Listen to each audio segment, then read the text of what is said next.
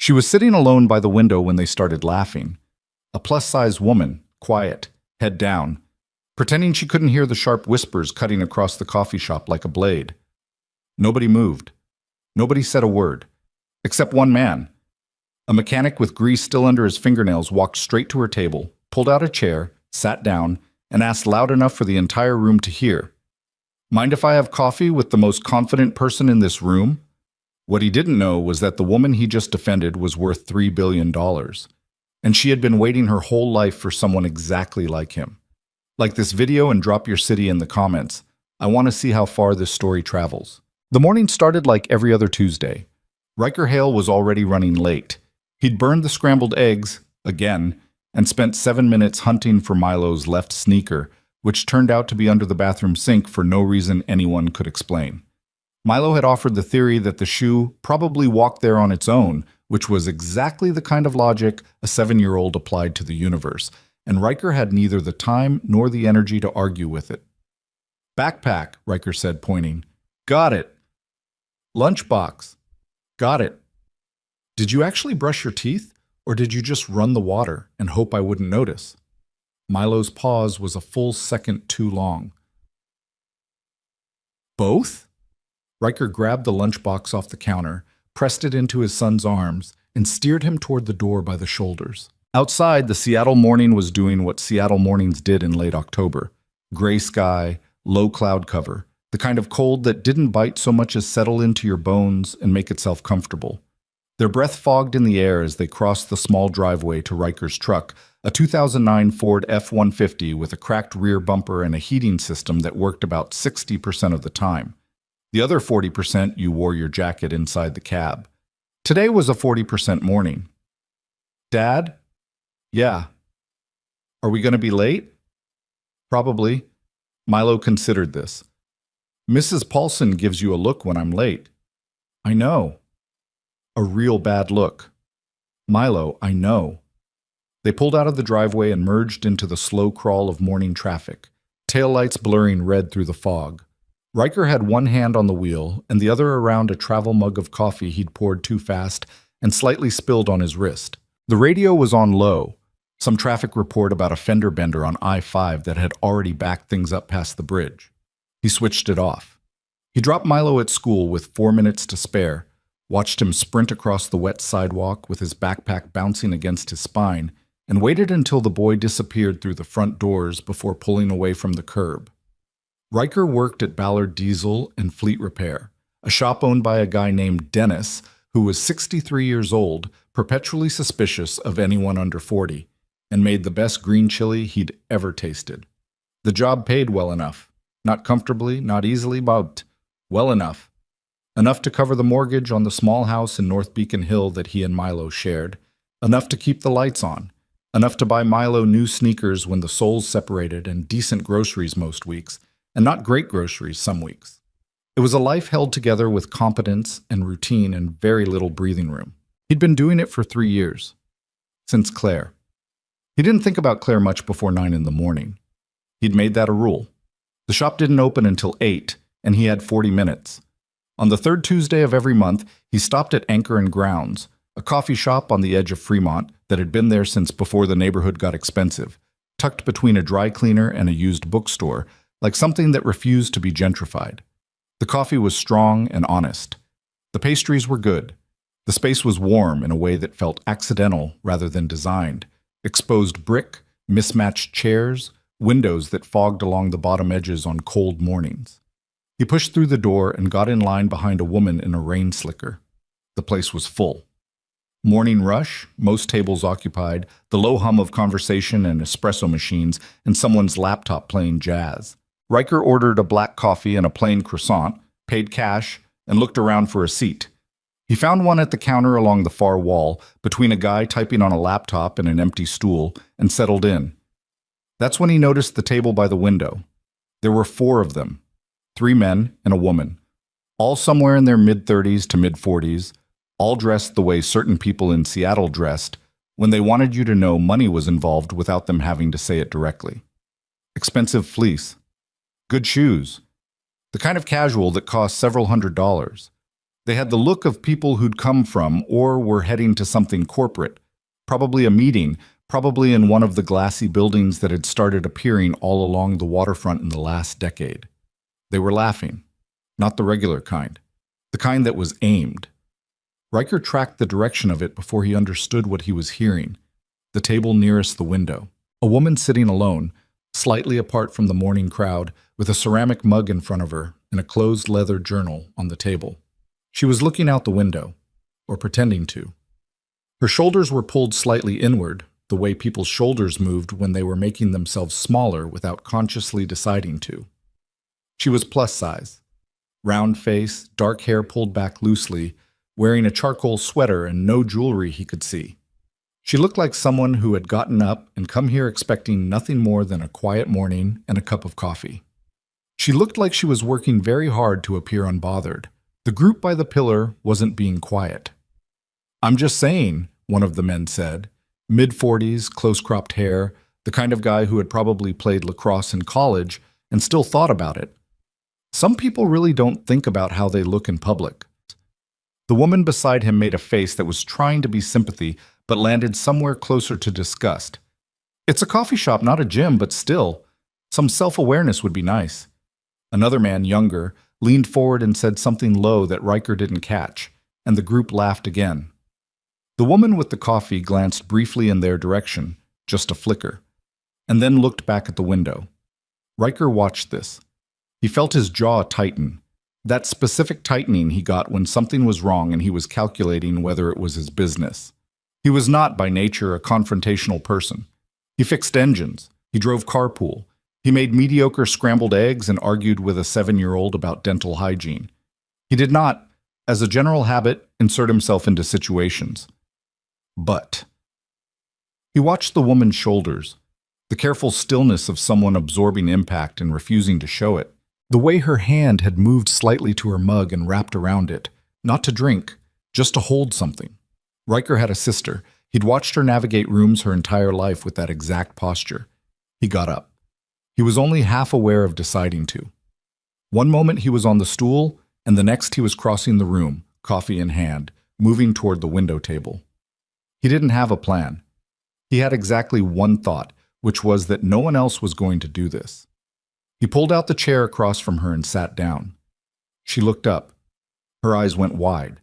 Not afraid exactly, but startled in the way people were startled when the world didn't behave the way they'd predicted.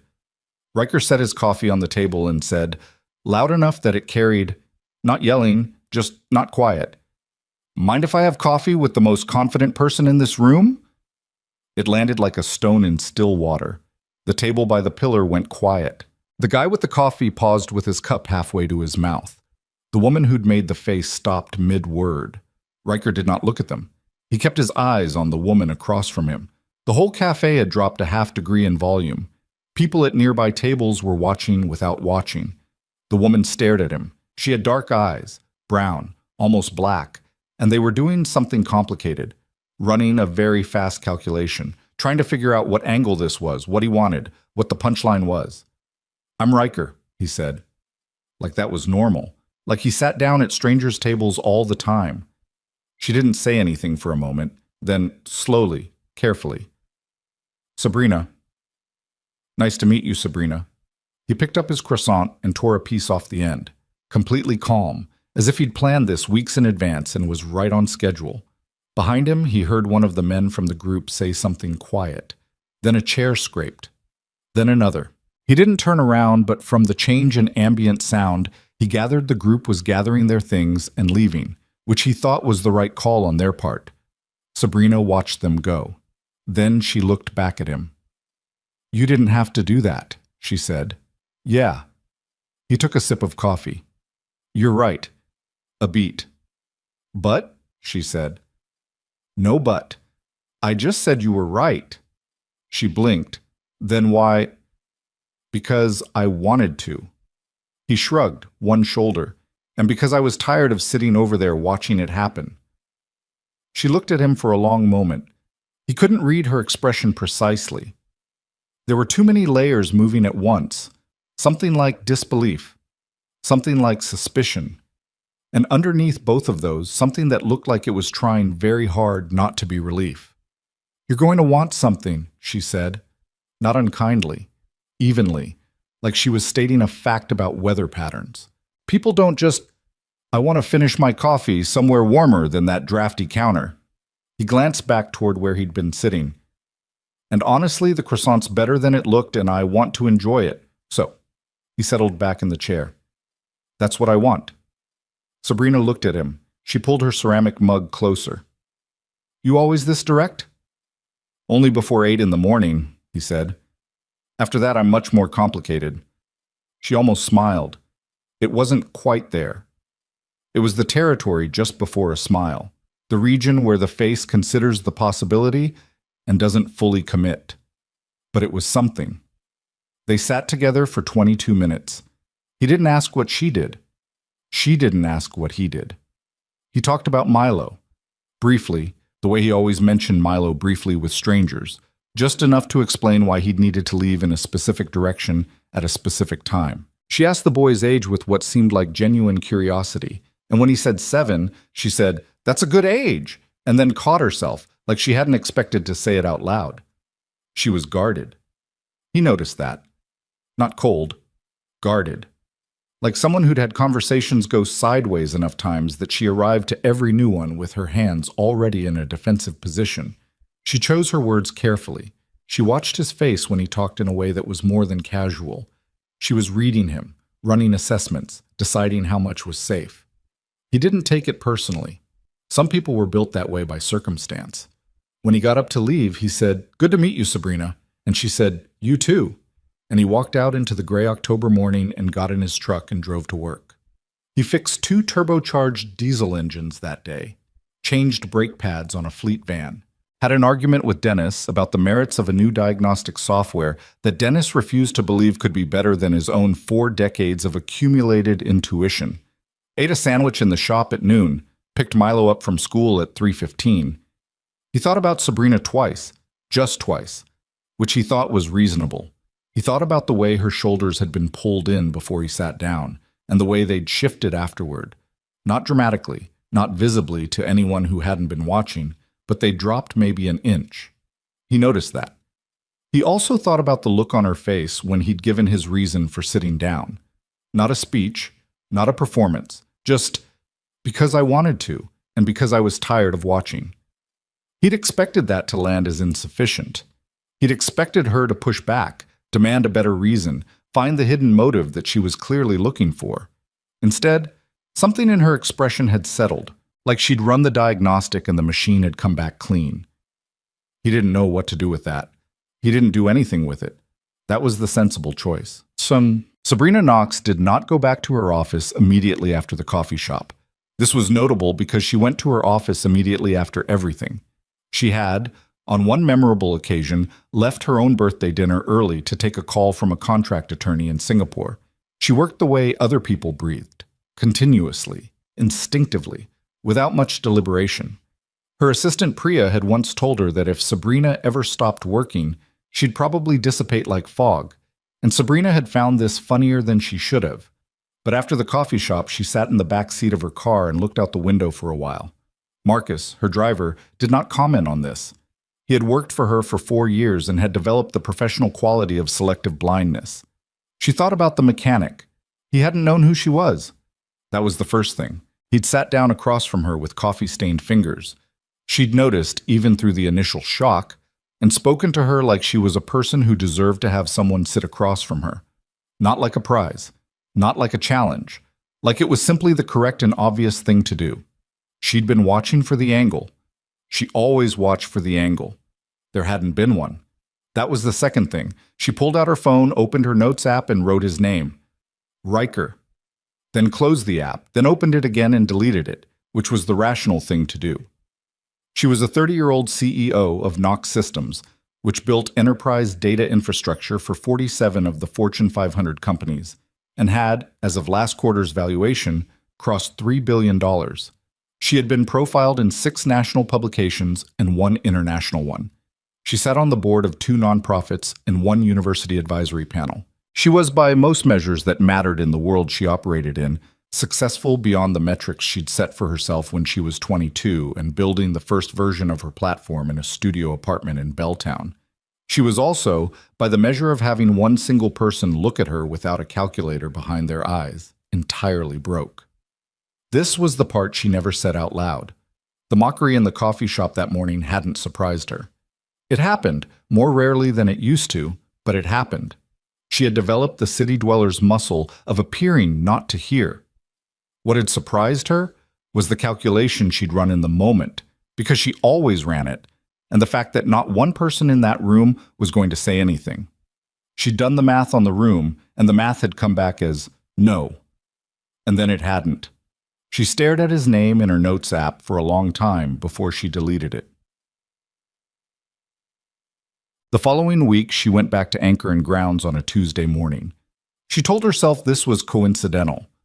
She was in the area. She liked the coffee. Both of these things were technically true and also entirely constructed around a third variable she was declining to examine directly. He was there. Counter seat, same general spot, same travel mug from home and cafe cup side by side. He was wearing a canvas jacket over a dark green Henley and had the slightly distracted look of someone whose morning had already required more problem solving than they'd planned for. He was reading something on his phone and frowning at it in a way that suggested the news, or possibly a text message from someone difficult. She ordered her usual and, after approximately 4 seconds of internal deliberation, walked to the counter. "You come here every Tuesday?" she asked. He looked up. Something in his face shifted. Not surprise, or not entirely. More like recognition followed quickly by a recalibration. "Third Tuesday of the month," he said. "I come Tuesdays." She sat on the stool beside him because standing there felt worse than sitting. "That's a lot of Tuesdays." "I like the coffee." "Yeah," he said. "It's good coffee." They were quiet for a moment, the comfortable kind of quiet, which she hadn't expected and wasn't sure what to do with. "How's your week going?" he asked. She almost said, very specifically, "I am in the middle of a $12 billion acquisition negotiation that has turned into a three-way standoff between legal teams on 2 continents, and I haven't slept more than 5 hours in 4 days, but—" "Busy," she said. "Yours?" "Transmission swap on a '07 Kenworth. Those are fun." He did not sound like he thought they were fun. He sounded like he thought they were the opposite of fun. "And Milo, that's my son, decided this morning that he doesn't like sandwiches anymore. Any sandwiches. Including the ones he's eaten happily for 2 years, so I'm in a lunch crisis." "How old is he?" 7. "He changes positions on sandwiches roughly every 3 months. I should expect it by now." "What is he like instead?" Riker thought about this with more seriousness than the question probably required. "Right now, quesadillas, which aren't great in a lunchbox, but I'm working on the logistics." She nodded. "Thermal container?" "What?" "They make insulated containers, the kind people use for soup. You can do hot food in a lunchbox." She paused. "My housekeeper used to send me to school with leftovers in a thermos. I ate better lunches than everyone else, but they gave me a lot of looks." It was more than she usually said to someone she barely knew. She wasn't sure where it had come from. He was watching her with an expression she couldn't completely categorize. "Did the looks bother you?" "At 10? Yes." She wrapped her hands around her mug. "Now? Not particularly." "Well, what changed?" "I got something to do with my time besides care."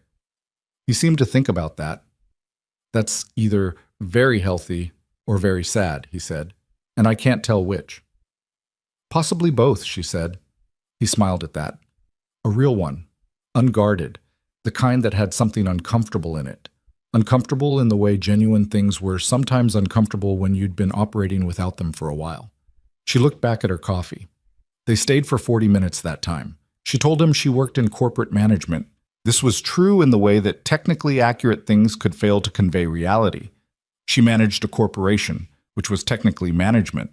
She watched his face for the calculation, for the moment people usually performed when they tried to assess her numerical value.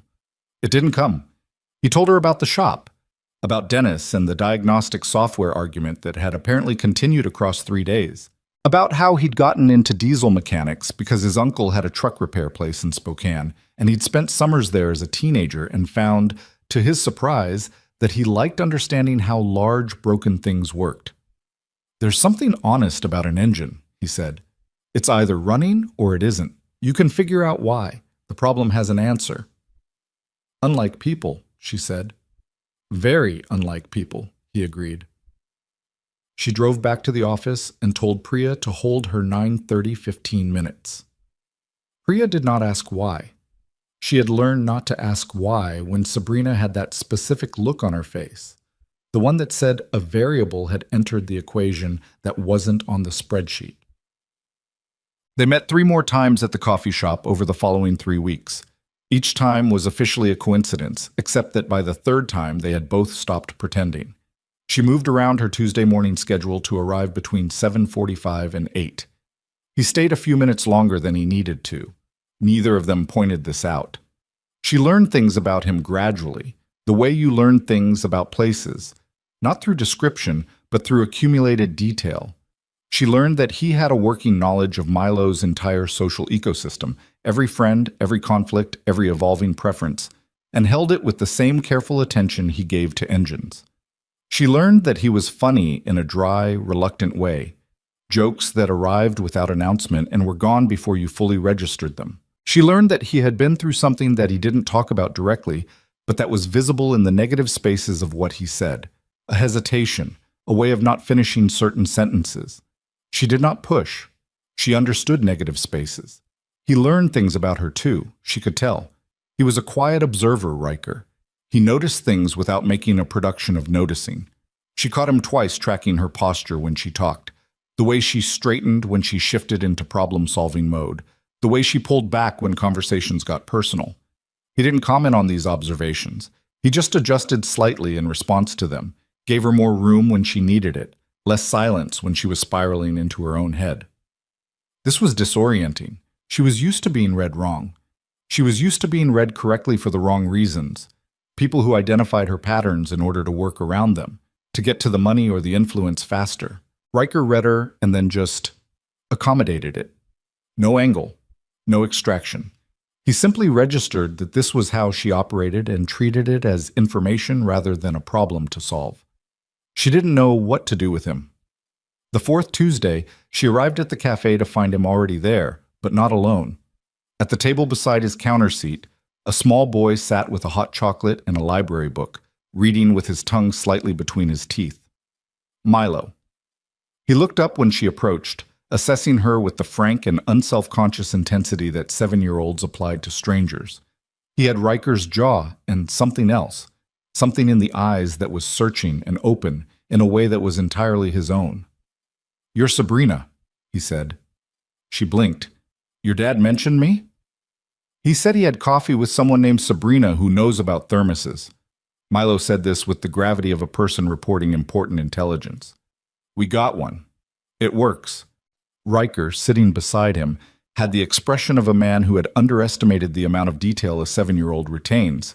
"School's closed today. Teacher planning day. He comes with me on those." "I don't mind," Sabrina said. And then to Milo, because she wasn't sure what else to say, "What are you reading?" He held up the cover. National Audubon Society Guide to Birds of the Pacific Northwest. "I'm learning all the birds," he said. "All of them?" "As many as I can before I see one." He turned back to his book, satisfied with this explanation. She sat down.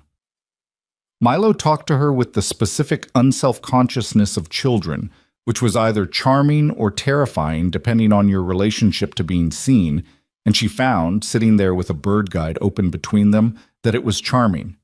He explained the difference between a varied thrush and an American robin with the confidence of someone who had just learned this information and intended to keep it forever. He asked her what her job was, and when she said she worked with computers, he nodded seriously and said, "My dad says computers are fine, but you should know how things work without them." Riker, beside her, closed his eyes briefly. "Your dad's not wrong," she said. Milo seemed satisfied with this. He went back to his book. She looked at Riker. He was watching her, not with the calculating look she'd learned to brace for, with something quieter than that, something she couldn't name and wasn't ready to, but sat in her chest like a question she hadn't yet decided to ask. She looked away. Outside, the October rain had started. It came down soft and even against the glass, the way Seattle rain did when it wasn't in a hurry, blurring the street into watercolor. The three of them sat together and didn't say much for a while. Milo identified a bird on a page. Riker finished his coffee. Sabrina held her ceramic mug and let the warmth move up through her palms. She had 17 unread emails and a call with her CFO at 10. She sat there anyway. For the first time in longer than she could remember with any precision, she was not preparing for the next thing. She was not calculating distances. She was not waiting for the angle to appear. She was just sitting somewhere warm while it rained with a man who fixed engines and a small boy who intended to learn every bird. And something in her chest, something that had been tightly coiled for so long she'd stopped noticing the tension, loosened, just barely, around the edges. She didn't examine it too closely. She was afraid of what she'd find if she did. 3 weeks later, he asked her if she wanted to grab lunch. Not coffee. Lunch, which was different. She said yes. They went to a Vietnamese place near Fremont that Riker had been going to since before it became popular. The owner knew him by name. They ate bun bo hue and talked for 2 hours, and she told him more than she'd planned to about growing up in Portland, about her mother, about the specific texture of being the kind of kid who was always too much of something, too loud, too heavy, too certain of herself, too everything. He listened. Not the performative listening of people who were waiting for their turn to speak. He just listened and occasionally said something that showed he'd been paying attention and didn't try to reframe or fix anything she'd said. "You know what you are?" he said near the end of the meal. She looked up. "You're someone who decided to stop waiting for the room to accept you," he said. "So you built your own room." He paused. "That's not a criticism. I'm saying it like it is." She sat with that for a moment. "Lonely rooms sometimes," she said. "Yeah." He didn't argue with her. "I get that." The quiet between them was different now. It had weight. It had the particular weight of two people who had stopped performing ease and arrived somewhere closer to actual honesty, which was rare and more dangerous than ease, and they both knew it. She thought for the first time about telling him who she was. She didn't. She looked at his face across the table. This man who fixed large broken things and raised a son alone and sat down at strangers' tables without expecting anything in return. And she thought about what had happened every single time the number became part of the conversation. The shift, the recalibration, the way people's eyes changed when the value registered. Not bad people, not malicious people, just people to whom $3 billion was information that reorganized everything around it. She wanted to know what it felt like, just a little longer, to be Sabrina. Not Knox Systems CEO Sabrina. Not the profile and the valuation and the board seat and the cover story. Just Sabrina. Just this woman in a soup restaurant, eating bun bo huo with a mechanic from North Beacon Hill whose son knew the difference between a varied thrush and an American robin and intended to learn every bird. She told herself one more week. She gave herself one more week. That was how she knew it was already too late. The one more week became 2. 2 became 4. Sabrina told herself this was practical. She was busy. Genuinely, legitimately, not a pretense busy. Knox Systems was in the middle of a platform migration for one of its largest clients, a Seattle-based logistics company that had somehow managed to store 14 years of operational data in a server architecture that belonged in a museum, and the technical team was running on caffeine and controlled panic. She had a board meeting. She had a trip to Chicago for a conference she couldn't skip. She had 17 things that were legitimately more pressing than having a conversation that might break something she wasn't ready to lose. This was all true. It was also the longest she'd ever maintained a fiction in her adult life, and she was starting to feel the weight of it in her jaw, in the slight tension that appeared whenever Riker mentioned something about her work. Casually, without suspicion, and she answered from the narrow corridor of things that were technically accurate. He asked once what company she worked for. She said Knox Systems, which was true. He nodded like someone filing information away and didn't follow up. She'd been braced for a reaction, a flicker of recognition, a recalibration, and there was none. Later, she realized he simply didn't track the tech sector the way people in her world tracked it. He tracked engines and diesel systems and fleet vehicle schedules. NOx systems was just a name. She wasn't sure if that made her feel better or worse. The lying, and it was lying, she wasn't flattering herself by calling it anything softer, had started as protection. It had stayed as cowardice. She knew the difference. She'd known the difference since about the third week.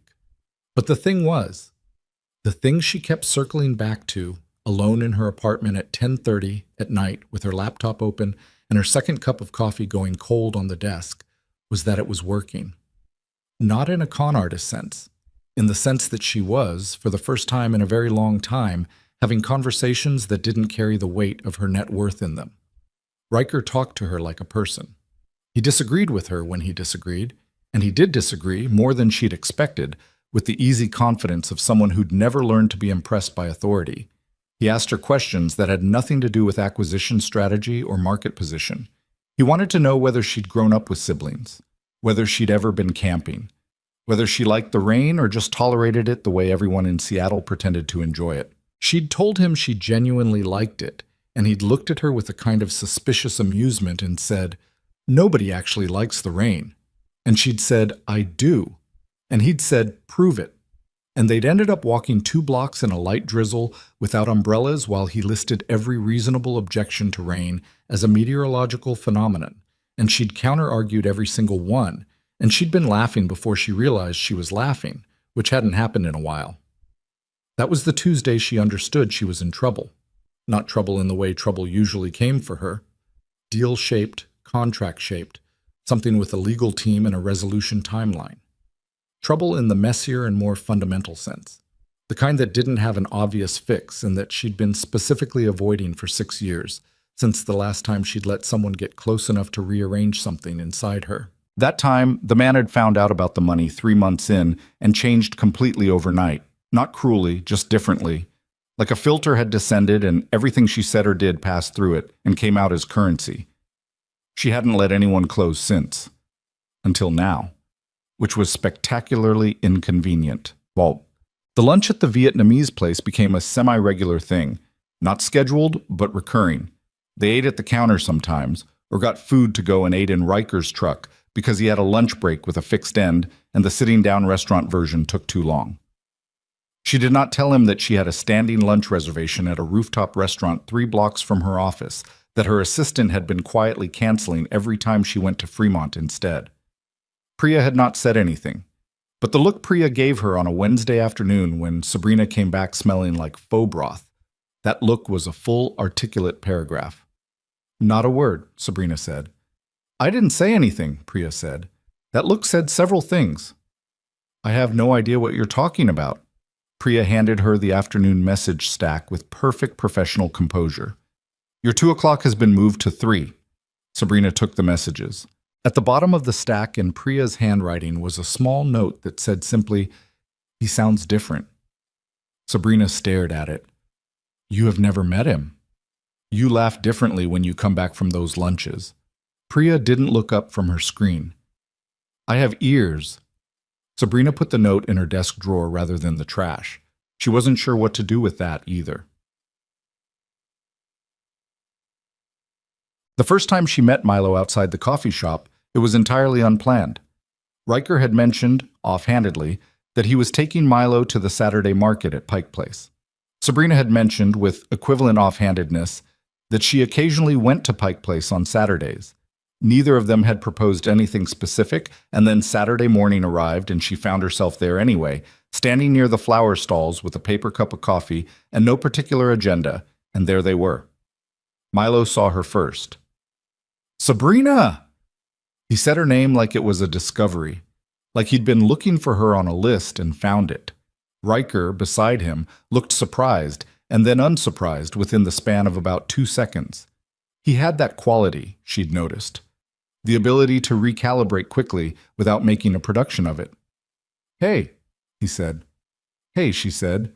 Milo was wearing a rain jacket that was slightly too big and had a small Audubon Society patch on the chest that Sabrina was fairly certain Riker had sewn on, and he was holding a paper bag of kettle corn with both hands and looking between the two adults with the bright-eyed interest of someone who found the situation entertaining. "We're getting crabs," Milo said. "Dungeness crabs," Riker clarified. "For dinner. He's been asking for 3 weeks. I saw them on a nature video," Milo said. "The crabs. I wanted to see them in real life before we eat them."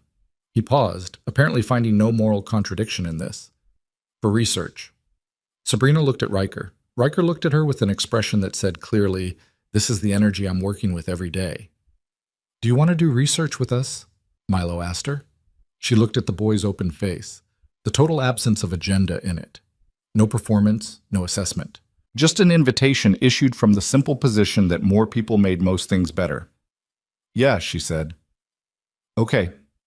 They spent 3 hours at the market. Milo performed his crab research with intense seriousness, asking the fishmonger several questions that the man answered with admirable patience. They ate clam chowder from a bread bowl, standing at a counter near the window, and Riker bumped her arm reaching for napkins and said, "Sorry," and she said, "It's fine." And for a half second they were both very focused on their soup. Milo ate approximately 40% of his chowder and then ate the bread bowl with complete commitment. And when she asked how it was, he said, "The bowl part is better than the soup part." And she thought this was probably the most honest restaurant review she'd ever heard. On the walk back through the market, Milo slid his free hand into hers, not asking, not pausing to consider. He was holding the kettle corn bag in one hand, and he took her hand with the other like it was the most natural logistical solution to having 3 people walking in a crowd. She looked down at his hand. Small fingers, slightly sticky from kettle corn. Something moved through her chest that she didn't have a clean word for. Not quite happiness. Or not only happiness, sadness inside it too. The specific kind that came when you encountered something you'd told yourself you didn't want, and you felt the lie of that in your whole body at once. She held his hand and didn't say anything. When they reached the parking level and Milo ran ahead toward Riker's truck, Riker fell into step beside her and they walked a few paces without talking. Then he said quietly enough that it was just for her, "He doesn't do that with people." She looked at him. "The hand thing," he said. "He's shy, usually. With people he doesn't know well." He wasn't making a speech about it. He was just reporting information. "I just thought you should know." She didn't answer right away. She watched Milo standing at the truck, pressing his nose against the window and fogging the glass on purpose. "He's a good kid," she said, which was true and also vastly insufficient, but she didn't have the language for what she actually meant yet. "Yeah," Riker said. "He really is." They stood there for a moment longer than was strictly necessary before walking to the truck. Yes. November came in cold and sharp-edged, the way it did in Seattle when the year started committing to winter. The light shifted, lower and earlier, and the city pulled inward, the way it always did, trading summer's brief openness for the long indoor season. Sabrina worked. She always worked. But she started noticing the edges of the day differently. The end of the afternoon, when the office light went amber before going dark. Tuesday mornings, Saturdays. She and Riker had settled into something that neither of them had named, which was the specific fragile quality it had. She'd read somewhere that naming things gave them permanence, and she'd spent 30 years believing this as a business principle. What you defined, you could defend. What you left undefined was vulnerable. In her professional life, she named everything. In this, she couldn't, because naming it meant acknowledging it, and acknowledging it brought the other thing, the $3 billion thing, the thing she'd been carefully navigating around for 2 months now, into the room. She'd drafted the conversation in her head 14 times. It never came out right. The versions that sounded like confessions felt melodramatic. The versions that sounded like simple disclosure felt clinical. She couldn't find the right key to open the thing with.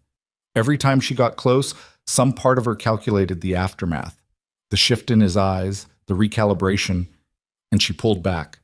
She knew this was running out. She felt it the same way she felt market momentum.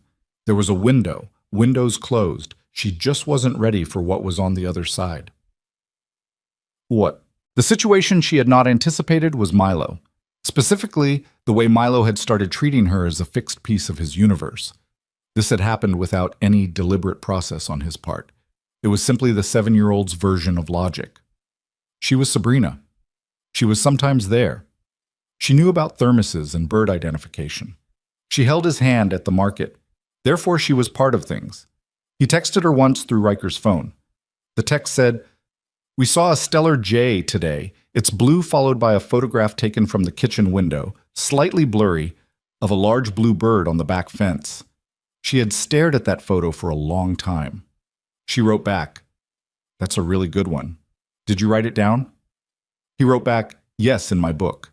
It's number 14. She'd bought him a proper field journal the following week, the kind naturalists used, with thick pages and a canvas cover and a ribbon marker. She'd found a bird stamp set online and included it. She'd dropped it off at Riker's shop on her way to a meeting, which was slightly out of the way, and she had not admitted this to anyone. Riker had called her that evening. "You didn't have to do that," he said. "I know. He's been stamping every page. I think he's going to run out of pages." "I can get more pages." A pause. Sabrina. Something in the way he said her name. Not heavy, just present. Specifically present. Like he was placing it down carefully.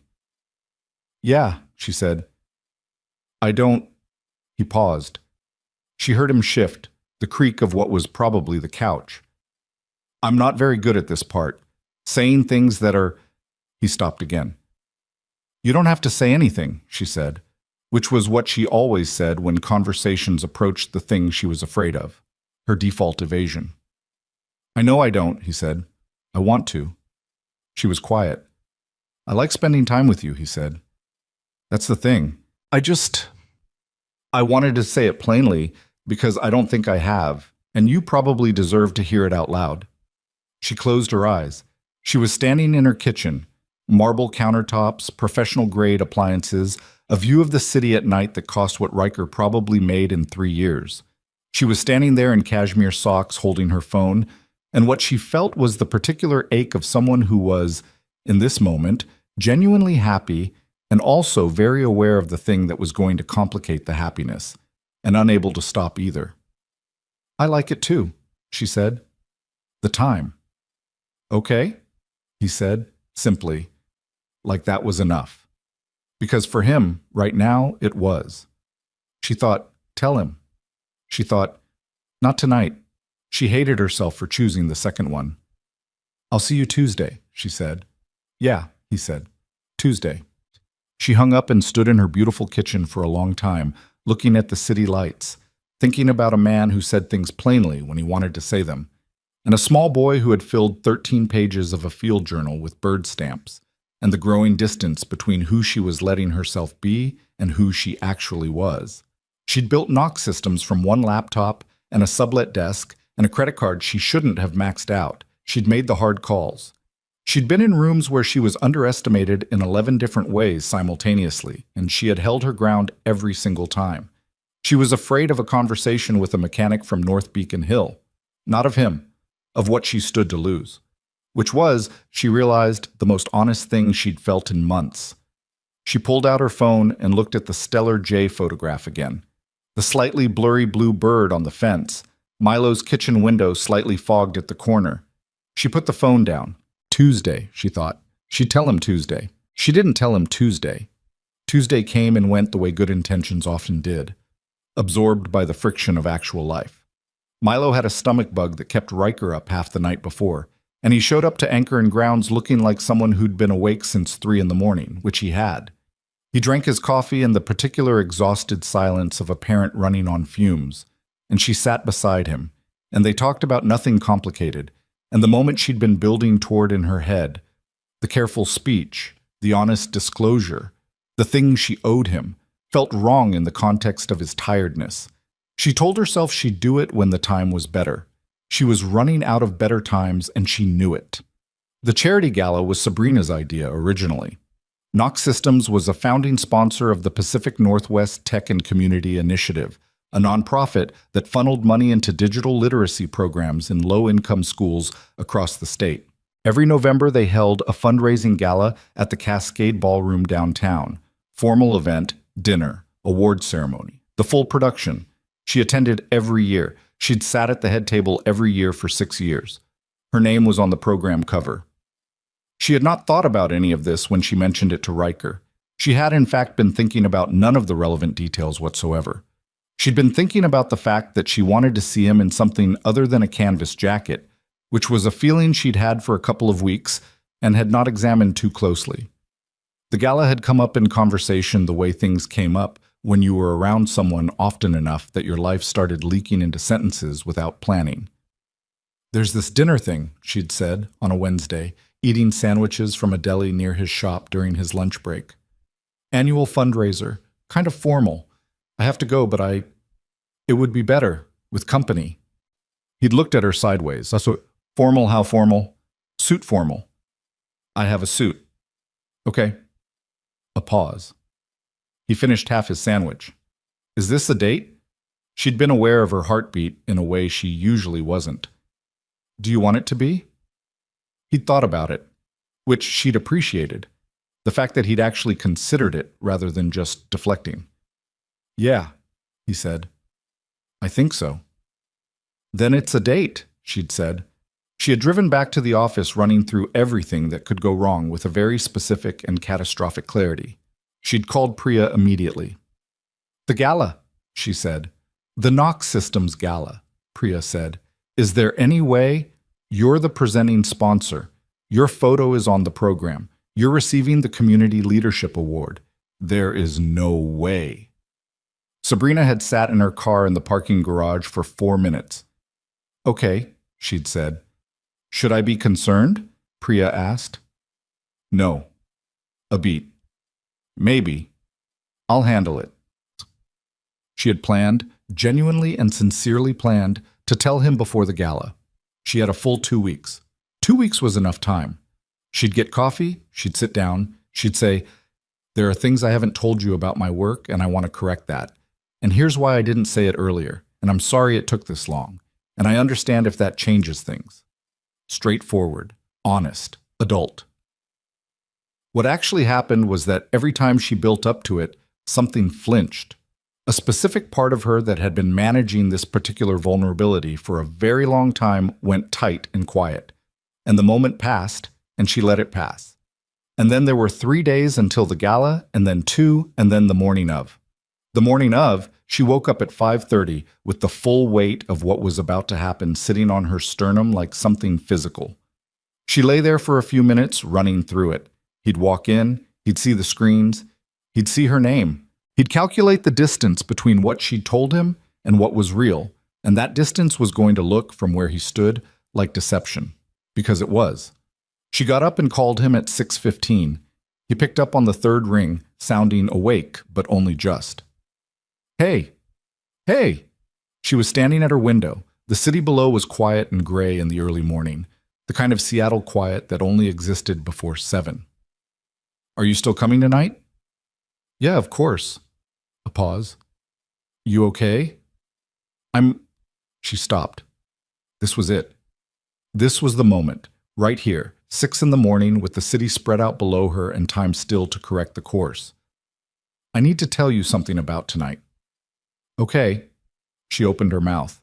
Her phone buzzed against her cheek. A second call, incoming. She glanced at the screen. It was Marcus Chen, her general counsel, which meant something legal had happened overnight, which meant the acquisition deal had moved in some direction it hadn't been supposed to. "I'm sorry," she said. "I have to take this other call. Can we talk tonight? Before the dinner?" "Sure," Riker said. Easy, unbothered, trusting in the way she no longer felt she deserved. "I'll explain everything," she said. "Tonight." She switched to Marcus's call. The acquisition problem ate 4 hours in her entire morning. By the time she'd managed it back to stable, she had 90 minutes to get dressed, and there was no more time for conversations. She sent a car for him. This was the first moment that should have told him something was different, and she knew it, but she'd told herself it was just easier. Parking was impossible near the Cascade Ballroom. It was a formal event. A lot of people used cars. It was a neutral detail. He called her from the car. "This car has heated seats," he said. "Most cars do." Not the cars I'm usually in. There was something in his voice that was half amused and half trying to assemble a picture from details. What kind of event is this? It's a tech industry fundraiser, I told you. You said dinner thing. It's a formal dinner thing. A pause. Sabrina?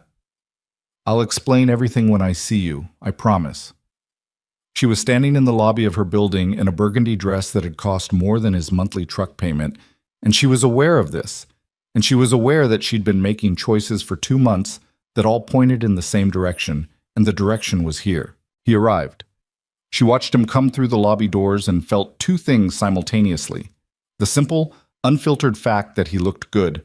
Dark suit, white shirt, the kind of uncomfortable posture of a man who wore suits infrequently and knew it. And the specific sick dread of someone watching a thing approach that they set in motion and cannot now stop. He saw her and crossed the lobby. He stopped a few feet away and looked at her for a moment in the way that people looked at things that landed differently than expected. You look, he started. Thank you. She said it quickly, before he could finish the sentence, because she needed to get through the next 30 seconds. Riker, I need to tell you something before we go in. But they were already outside and the car was waiting, and somehow they were moving, and the moment folded into logistics, the way moments did in crowds and motion, and she told herself, inside, before the program starts, she'd find him and she'd tell him. The Cascade Ballroom was the kind of room that was built to impress. High ceilings with industrial lighting softened to warm gold. Long tables with white linen. A stage at the far end with a podium and a backdrop bearing the initiative's logo. 600 people. The specific hum of a room full of the Pacific Northwest tech industry, which meant expensive quiet clothes and the practiced socializing of people who'd learned to work rooms as a professional skill. Riker walked in beside her, and she felt, rather than saw, the moment it registered on him. The scale. The density of money in the room. It wasn't his world, and he knew immediately that it wasn't his world. And she watched him absorb this and keep moving anyway, with the particular quiet dignity of someone who didn't panic in unfamiliar territory. She should have said something then. They were barely 20 feet inside when a woman intercepted them. Caroline Marsh, COO of a cybersecurity firm. Someone Sabrina had known for 5 years. Sabrina! She embraced Sabrina with the air kiss efficiency of people who did air kisses professionally. You look phenomenal. Are you ready for the award? Riker beside her went very still. Marcus needs you at the sponsor table before the program, Caroline continued, already half turning toward someone else. Oh, and they updated the screen display. Your company profile is on the main boards now. Have you seen it? She was gone before Sabrina could respond to any of it. Sabrina turned to Riker. His face was doing something careful, contained. Award, he said. I was going to explain, and the company profile. His voice was level, not angry yet. Processing. On the boards. Riker, what company? He asked. Quietly, directly. She met his eyes. Knox Systems. Something shifted in his face. A recognition, not of the name specifically, but of the weight of the name, the way it sat in this room, the way Caroline had said your company profile. You own it, he said. Yes. He looked at her for a long moment, not speaking. His jaw had that tight quality it got when he was working something through. Then he looked away, around the room, at the 600 people, at the sponsors table, at the scale of the things she'd brought him into without warning. Okay, he said, low and controlled. How big? She held his gaze. 3 billion, approximately. Last valuation. He was quiet for what felt like a very long time. I was going to tell you, she said. I should have told you weeks ago, I know that. I was going to tell you tonight before we came in. I tried to tell you this morning. But you didn't. No. He nodded slowly. Not agreeing, just processing. He was looking at the room again, not at her. The light shifted. On the far wall, one of the large display screens blinked to the event program. And there, the sponsorship panel, cycling through the evening's major contributors. Knox Systems, her company logo. And beside it, a photograph from a magazine profile, the kind of photo that communicated everything at once. Her name, her title, the building behind her that her company owned. He saw it. She watched him see it. She watched his face run through several things very quickly and then go still. Then something else happened. On the other side of the room, she could see a cluster of people near the bar. Tech executives, most of whom she recognized, a few she actively disliked. One of them was Derek Paulson, who ran a venture firm that had tried and failed to acquire Knox Systems twice, and who had never been gracious about the failure. She could hear, in the gap between the ambient crowd noise, the particular carrying quality of a voice that didn't care who heard. Heard she actually brought someone, Derek's voice. Like a date. A laugh from someone. Is this another one of her little experiments? Bit on brand for her, isn't it? Find someone suitably unlikely and bring them to industry events so everyone talks about how relatable she is. Another laugh. A woman's voice. Marketing genius, honestly. Or just lonely, Derek said. Same result. Riker heard it. She knew because of the precise moment his posture changed. Not dramatically. Not a flinch. Not a visible reaction. Just something that left his face. The careful openness he'd had when they walked in. The willingness to be in a room that wasn't his. That left. He looked at her. And she saw it happen. The thing she'd been afraid of for 2 months. Not anger. Worse than anger. The look of someone who had run a calculation and arrived at a number they hadn't expected. The look of someone trying to determine which of the things they believed about the last 2 months were still standing. Riker, excuse me a minute, he said. He walked away. Not fast. Not making a scene. Just walked. Through the crowd toward the side of the room and then toward the lobby doors, and she stood there watching him go and didn't move for 3 full seconds before she started after him. She was stopped twice, once by a board member who needed to confirm seating, once by the event coordinator who needed her signature on something that apparently could not wait. Each time she tried to keep moving, and each time the machinery of the event folded around her, because this was her event, and her name was on the back of it, and she couldn't make herself invisible inside it. By the time she reached the lobby, he was outside. She pushed through the door into the cold night air and found him standing on the wide front steps, hands in his jacket pockets, looking at the street below. Downtown Seattle hummed around him. Traffic noise, the distant sound of the waterfront, the yellow glow of streetlights. He had his back to her.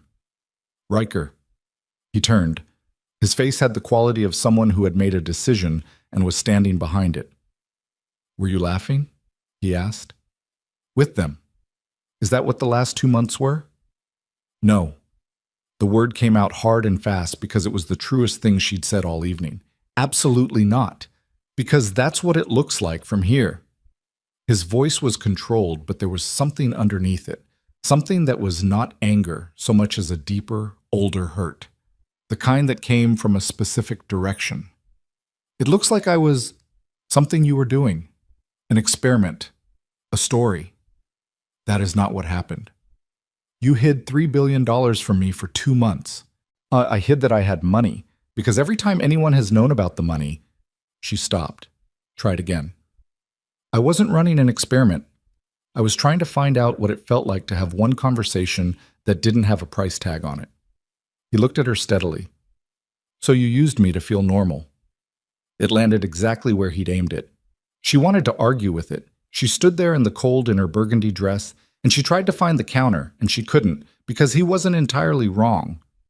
That was the thing. He wasn't entirely wrong, and she knew it, and the fact that her reasons were real and her feelings were real didn't fully cancel the fact that she'd made a choice every week for 2 months, and the choice had always been, not yet, not yet, not yet.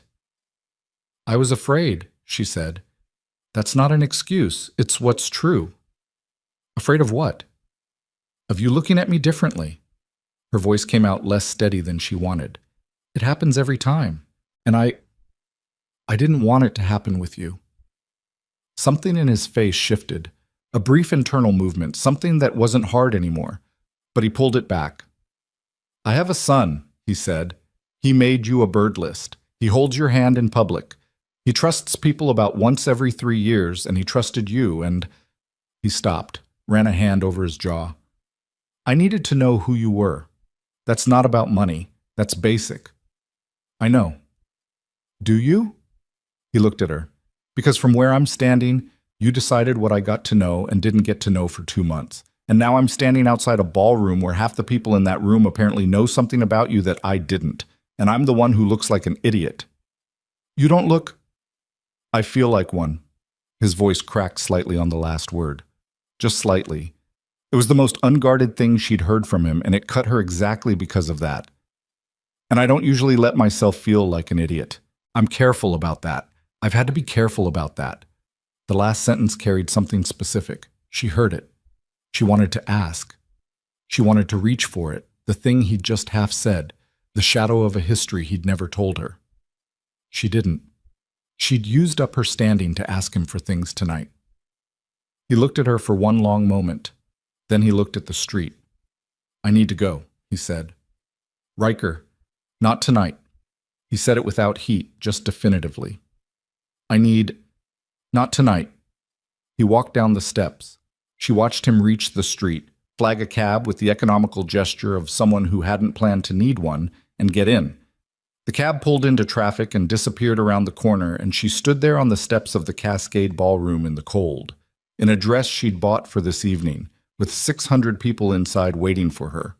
She stood there for a long time. Then she went back inside because the thing about being Sabrina Knox was that the event went on, and her name was on it, and it went on. She accepted her award an hour later.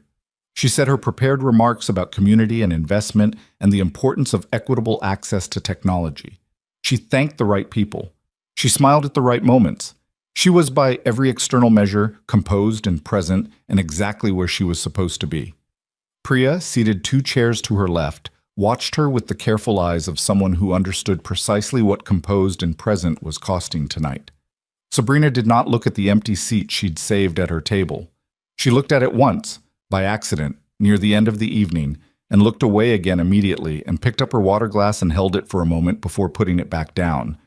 On the ride home, she sat in the back of the car and didn't do anything, didn't check her phone, didn't open her laptop, didn't manage anything. She just sat there, watching the city move past the window, lit windows, wet streets, the ordinary beautiful indifference of a city that didn't know or care what had just happened on those steps. She thought about something Milo had said at the market, standing at the fish counter, watching the Dungeness crabs with enormous seriousness. How do they know where to go? He'd asked. What do you mean? Riker had said. Like, in the ocean. How do they know which way is home? Riker had thought about it. I think they just know. Something in them knows. Milo had considered this. What if they get lost? Then they figure it out, Riker had said. They're pretty tough. Sabrina stared out the window at the city and thought about crabs finding their way home, and about a man who said things plainly when he wanted to say them, and about a boy with bird stamps who held hands in crowds. And she felt, in the specific way that people felt things when the consequences of their choices arrived fully formed, the weight of what she'd allowed herself to lose. She just wasn't sure yet whether it was gone. The days after the gala had a specific texture. Riker knew this texture. He'd felt it before, not often, but enough times to recognize it. It was the texture of a thing that had seemed solid turning out to have been hollow in a way you hadn't checked for, and you were now conducting a retroactive inventory of everything you'd built on top of it. He went to work. He fixed things. He made Milo's lunches in the thermal container and got him to school on time, and argued with Dennis about 2 separate diagnostic issues, and ate a sandwich at noon and picked Milo up at 3:15. He did all the things the day required of him, and he did them competently, because competence was the thing he'd always been able to count on when everything else was uncertain. But he was quiet in the way that wasn't his usual quiet. Milo noticed on the second day. Milo noticed most things, which was both the gift and the challenge of raising a child who paid close attention to the world. He noticed the stellar jays. He noticed when the milk was from a different brand. He noticed when his father's silences had different qualities, because he'd been living inside those silences his whole life and had learned to read them the way some kids learn to read weather. He didn't say anything directly. He was 7, not oblivious. He understood that some things weren't his to ask about yet. But on Wednesday evening, he climbed onto the couch beside Riker while Riker was staring at a basketball game he wasn't watching, and Milo pressed his small shoulder into Riker's arm and didn't say anything at all, just sat there. Riker looked down at the top of his son's head. You good? He asked. Mm-hmm. Milo was looking at the TV with the performative interest of someone who did not care about basketball. You good? Yeah. Okay. A beat. Is Sabrina okay? Riker was quiet for a moment. I don't know, bud. Milo absorbed this with the seriousness he brought to most information. Did something happen? Something like that. Is it the kind that gets fixed or the kind that doesn't? Riker looked at the TV. A player made a shot. The crowd responded. The game continued. I don't know yet, he said. Milo nodded. He reached over and grabbed the TV remote and turned the channel to a nature documentary without asking, which was the kind of authority he exercised when he decided the current viewing situation needed improvement. On screen, a blue-footed booby performed an elaborate mating dance on a rock somewhere in the Galapagos. They watched it in silence. That bird, Milo said after a while, is really trying. Riker looked at the screen. The bird was, in fact, really trying. Lifting its vivid blue feet in careful, deliberate sequence, committed fully to the performance regardless of how it looked to outside observers. Yeah, Riker said. It is. He wasn't sure if Milo had meant anything by it. With Milo, you could never be entirely certain. He wasn't angry in the way he'd expected to be angry. He'd had 2 days now to run back through everything. The coffee shop, the weeks of Tuesday mornings, the lunches, the market, the phone call where she'd said I like it too, the time. And what he kept arriving at wasn't the clean, clear shape of having been lied to. It was something more tangled than that. The facts were the facts. She'd known who she was, and he hadn't, and she'd made the choice every week to keep that gap in place. He couldn't reframe that. He wasn't going to. But the way she'd looked at Milo at the market, the way she'd been on the phone that night when she'd said she was afraid of him looking at her differently, he'd heard something real in that. He knew the difference between a real thing and a performed real thing. He'd spent 4 years watching for performed real things after Claire, and that had been real, which made it worse in some ways and more complicated in others. He thought about Derek Paulson's voice carrying across the ballroom. He'd caught enough of it to understand the context. An experiment, one of her little experiments.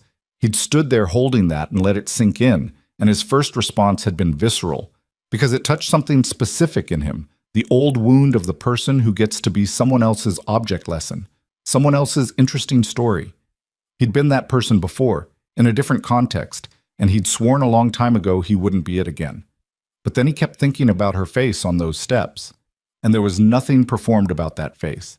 She'd been stripped of every professional layer out there in the cold, and what was underneath wasn't someone who'd been running a game. It was someone who had been more afraid than him, possibly, and had made a bad choice out of that fear and then kept making it, and was now standing in the wreckage of it. That didn't fix anything. It was still a mess. He was still angry, not hot angry, just the low, steady ache of someone who'd let himself trust at a speed he usually didn't and paid for it. But it wasn't the simple shape he'd tried to make it on the cab ride home. He didn't call her. She didn't call him. He didn't know what to do with that either. 4 days after the gala, on a Sunday, he came home from a grocery run to find Milo at the kitchen table with his laptop open. This was not unusual. Milo used the laptop for school projects and bird research and the occasional video game that Riker had approved after vetting. What was slightly unusual was the expression on Milo's face, the very focused, very still expression of someone watching something that was holding all of their attention. "What you watching?" Riker asked, putting the grocery bags on the counter. "An interview," Milo said. Riker started unpacking. "For school?" "No." A pause. "It's Sabrina." Riker's hand stopped. He turned slowly.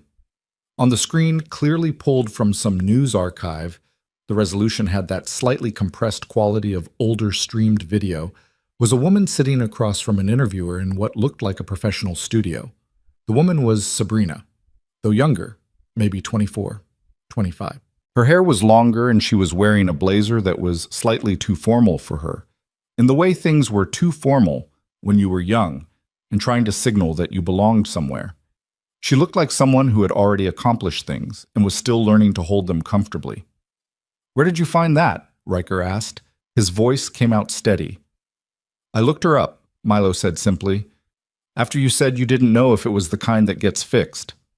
He said this without apology, in the direct way of children who have not yet learned to be embarrassed by their own curiosity. I wanted to know more about her. Riker pulled out the chair next to Milo and sat down. On screen, the interviewer, a woman with a notepad, was asking something.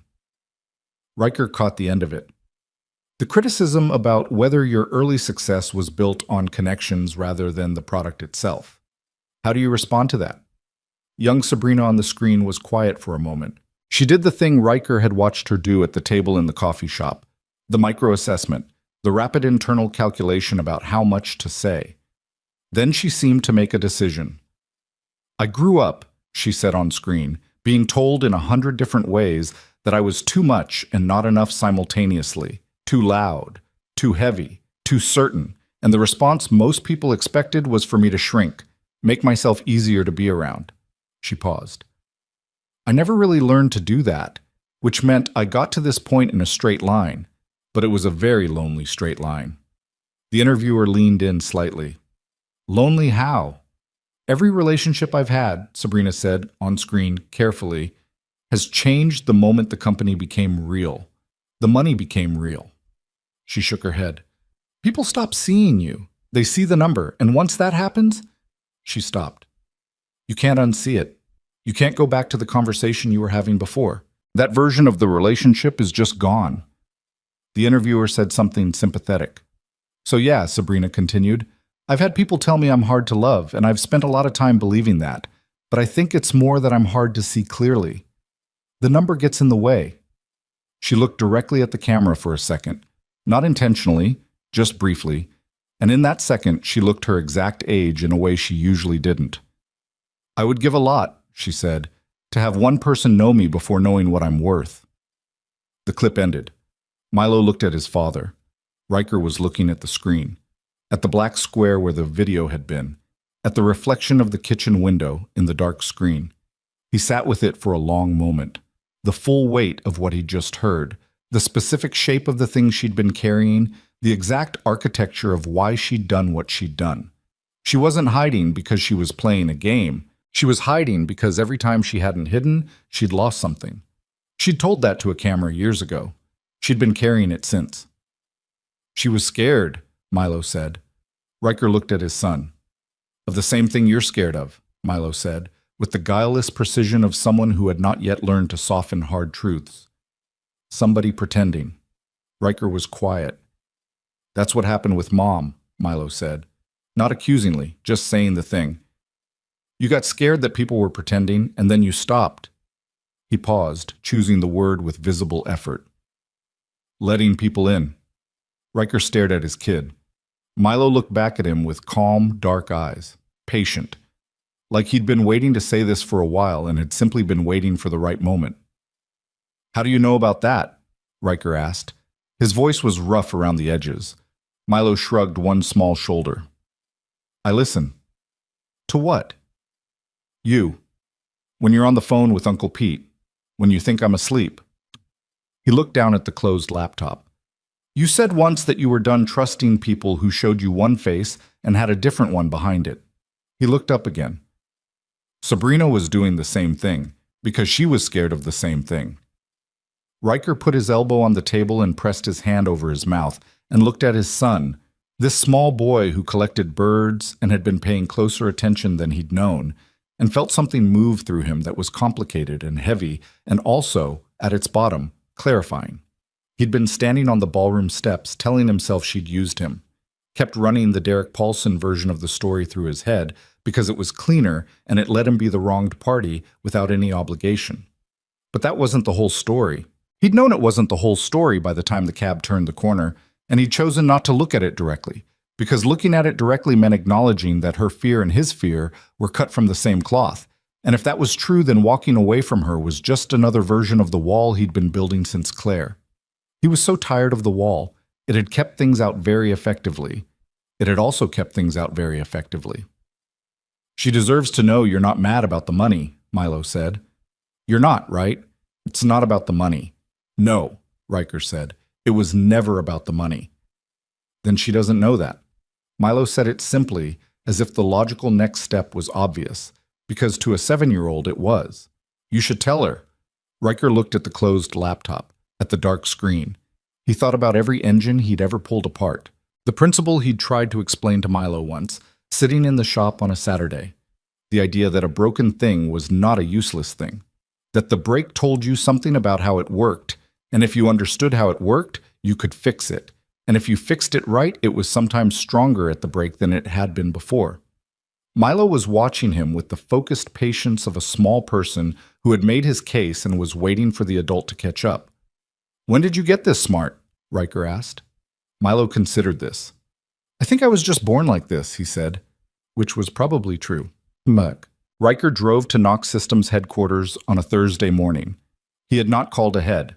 He had thought about calling ahead and decided against it, because calling ahead gave the option to redirect, to have someone say she's unavailable, she's in a meeting, let me take a message. He didn't want a message taken. He wanted to stand in front of her and say the things he should have said on those steps. And then he wanted to hear what she said back. And then they were both going to be in the same room with the actual truth of the situation, rather than their separate private versions of it.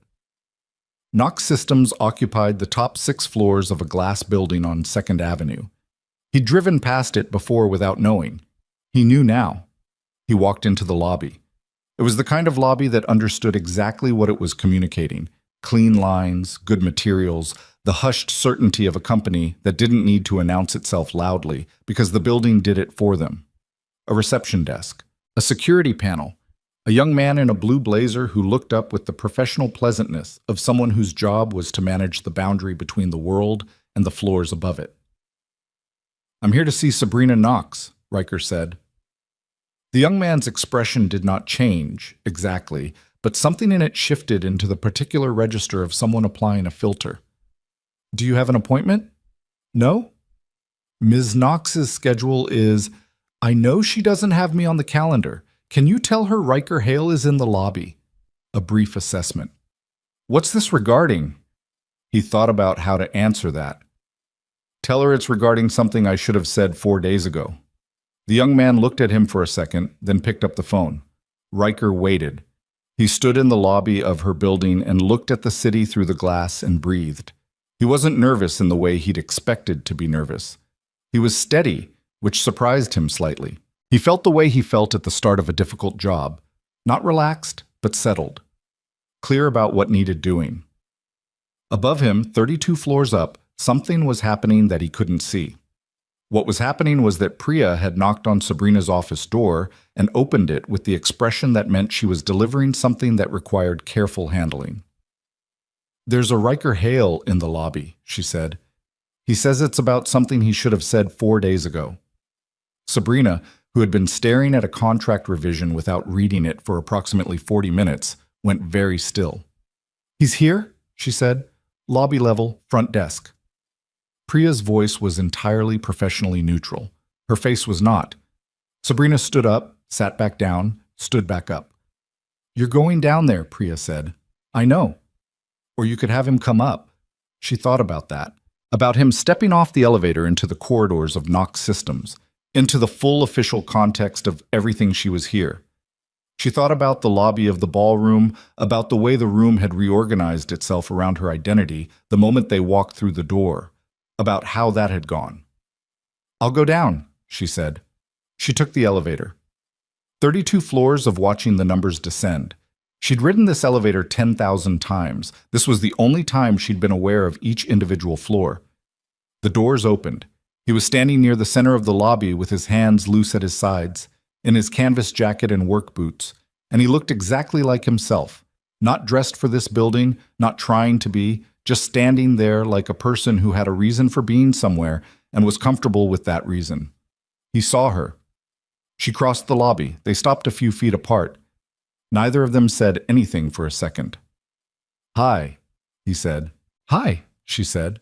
He looked at her with that steady, direct look she'd learned was just how he looked at things he was taking seriously.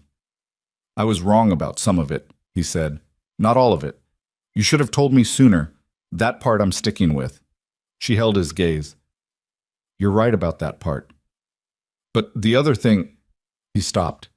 ran a hand over his jaw the way he did when he was choosing words carefully. What those people said at the gala, I let that in too fast. I let it tell me a story about you that I already knew wasn't the whole story. He paused. I was looking for a reason to step back, because stepping back is something I'm good at. She didn't fill the silence. I watched a video this morning, he said. Old interview. My son found it. He met her eyes. I heard what you said about the number, about what it does to things. A beat. I'm not scared of the number, Sabrina. I want you to know that. That's not what it was. Something behind her sternum released slightly. I was scared, he said, that I was something you were doing, not something you actually... He stopped. I've been that before. To someone. The person who was convenient and useful and not quite real. He said it flat, without self-pity, just naming it the way he named facts. I was scared that's what I was to you. She shook her head. You were the only real thing I had going, she said. Her voice came out quieter than she'd intended. The only place I was just a person. I protected it badly. I should have been honest, but it was real. He looked at her for a long moment. The lobby moved around them. A man crossing with a briefcase, someone exiting through the glass doors. The ordinary business of a building that didn't know or care about the conversation in its center. I need you to not hide from me again, he said. Whatever else. I need to know who I'm talking to. Yes, she said. No hesitation. And I need... He paused again. I'm not easy. I want you to know that. I have a kid and a job that smells like diesel, and I'm not going to suddenly become someone who fits in that room you were in the other night. I don't want you to fit in that room, she said. I'm serious. So am I. She took a breath. Riker, I didn't fall for you because you fit somewhere. I fell for you because you sat down. He was quiet. In the coffee shop, she said. You sat down, and you didn't want anything, and I have been... She stopped, steadied herself. I have been waiting for that for a very long time. Something in his face shifted. The guardedness didn't disappear. It wasn't the kind that disappeared completely, and she understood that because hers didn't either. But it moved, made room for something else. He looked at the floor for a second, then back at her. I have an apology to make, he said. A real one. Not just to you. She tilted her head. I walked away on those steps, he said. In front of your people. In your space. His jaw was tight again, but differently. This was the tight of someone holding themselves accountable rather than holding someone else off. That wasn't... I don't do that. That's not how I handle things, and it wasn't fair. She opened her mouth. Let me finish, he said. I need to say it right. He looked at her directly. I defended you in a coffee shop because you deserved it. That part was easy. The harder part... He let out a slow breath. The harder part is showing up when it's inconvenient, when it costs me something, when I'm hurt and I want to walk. He met her eyes. I'm here. That's me showing up. She stood in her lobby and looked at this man who fixed broken engines for a living and raised a boy who listened to bluebirds on back fences, who said things plainly when he wanted to say them, and who had just driven to her building without calling ahead because he had something to say and he'd decided it needed to be said in person. And she felt something that was not sophisticated or complicated or useful for any professional purpose she could name. She just felt it, straight through, no filter. Milo would want to know, she said carefully, that I found a stellar jay feather last week, near Volunteer Park.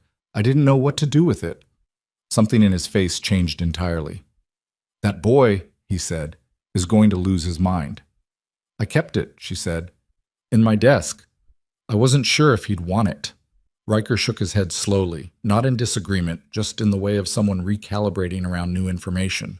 He's going to want it, he said. He's going to want to know every detail of where you found it, and what time of day and what direction you were walking. I know the details, she said. A small silence. Okay, he said. Okay, she said. It wasn't repaired. Not in this lobby, not in this conversation. There were things that needed more time and more honesty, and probably more discomfort before they were fully what they could be. They both knew this. They were both, at their cores, People who understood that things worth having didn't come clean and simple. But he was here. And she was here. And for the first time since those steps in the cold, she felt the tight thing in her chest loosen more than just around the edges. Outside, through the glass walls of the lobby, Seattle went about its gray November business. People crossing the street, someone with a coffee, a courier on a bike cutting between cars. Ordinary life, moving at its ordinary speed, indifferent and continuous. Inside, two imperfect people stood in a lobby and looked at each other and didn't look away. That was enough, for now. That was, in fact, quite a lot. The stellar J. Feather sat on Milo's desk for 3 weeks before he decided it was too important to keep there. He moved it to his field journal, pressed carefully between 2 pages of wax paper he'd asked Riker to help him cut, tucked between his entry for the varied thrush, and a drawing he'd made of a great blue heron that was anatomically ambitious, if not entirely accurate. He'd written underneath it, in his careful 7-year-old handwriting, Stellar J. Feather, found Volunteer Park, found by Sabrina. He'd underlined Sabrina's name twice, which Riker noticed and did not comment on. Things after the lobby conversation were not immediately simple. They weren't supposed to be. Both of them understood this without discussing it, which was itself a form of progress. They'd stopped pretending to each other that things were easier than they were, and that honesty, even when it was uncomfortable, was the ground they were building on now. They talked more, properly. The kind of talking that had been happening around the edges before, careful, partial, strategically edited, opened up into something wider. She told him about the acquisition that had failed 3 years ago, the one that had cost her 2 board members and 6 months of sleep, and had been written about in the business press in ways that had required her to develop a very specific relationship with not reading her own coverage. He told her about Claire. He did this on a Saturday afternoon in November, sitting in his kitchen while Milo was at a friend's house, with coffee going cold on the table between them because neither of them was drinking it. Claire had been his wife. They'd met at 24, married at 26, had Milo at 28, and by 30 were 2 people sharing a house who had gradually stopped being honest about what they needed until the distance between them had grown too large to cross. Without a fight, neither of them wanted to have. She hadn't been a bad person. He'd said that clearly. She wasn't a villain in the story. She was someone who had wanted a different life than the one they'd built, and had been unable to say so directly until the gap was unfixable. And by the time she left, Milo was 4, and Riker had spent 2 years running silent diagnostics on a marriage he hadn't understood was failing.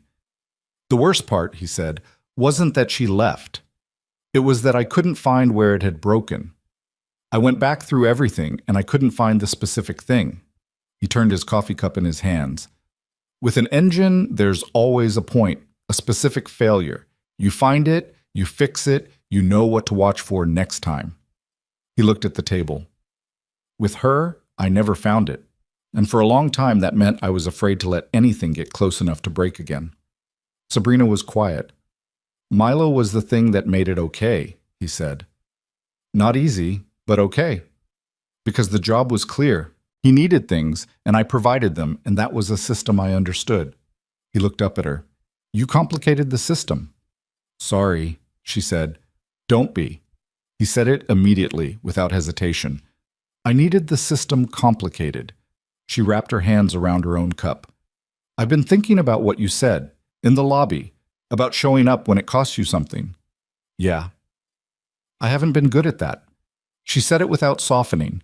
Direct, the way she was direct in board meetings, the way she was direct about everything except the personal things she'd been hiding in plain sight. I'm very good at building things. But I build them and then I protect them. I wall them off. I don't let people near the thing I've actually made because the thing I've actually made is the only place I feel safe.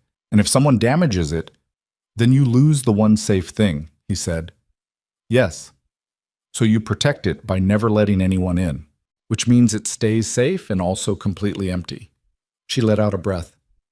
I know, I've known for a while. It's easier to know things than to change them. He looked at her for a moment. You let Milo in, he said. First day at the coffee shop, practically. You held his hand at the market. She looked at the table. He didn't give me a choice. She almost smiled. He just took my hand. He didn't ask. He does that, Riker said. He decides you're safe, and then he treats it as settled. He's always been that way. He's smarter than both of us, she said. Significantly, Riker agreed. They sat in the kitchen in the gray November afternoon and drank their cold coffee and talked for 2 more hours. Nothing was resolved in the way resolutions happened in stories. Neat, final, clearly marked. What happened was more ordinary and more lasting than that. 2 people decided, without ceremony, to stop protecting themselves from each other. It wasn't a moment. It was a direction.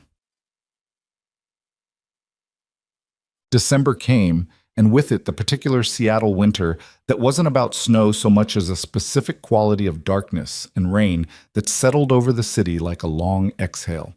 The days were short, the nights were long.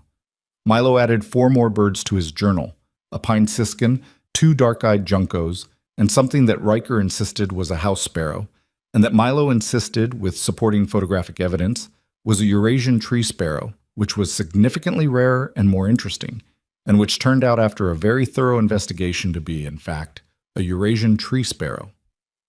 Riker conceded the point. Milo documented his victory in the journal with a small gold star sticker. Sabrina came to dinner for the first time in early December. It was not a big dinner. Riker made chili, real chili, not from a can, the kind he'd been making since his uncle taught him in the Spokane kitchen when he was 16. It was, objectively, very good chili. He was not going to say this himself, but Milo said it for him. "My dad's chili is the best I've ever had," Milo announced, with the authority of someone whose chili sample size was limited, but whose conviction was total. "It's very good," Sabrina agreed, which was an understatement. "I told him to make it fancier for you," Milo said, "because you're rich, but he said good food doesn't need to be fancier, it just needs to be right." Riker closed his eyes briefly. Sabrina looked at him over the rim of her bowl. "He's not wrong," she said. "I know," Riker said.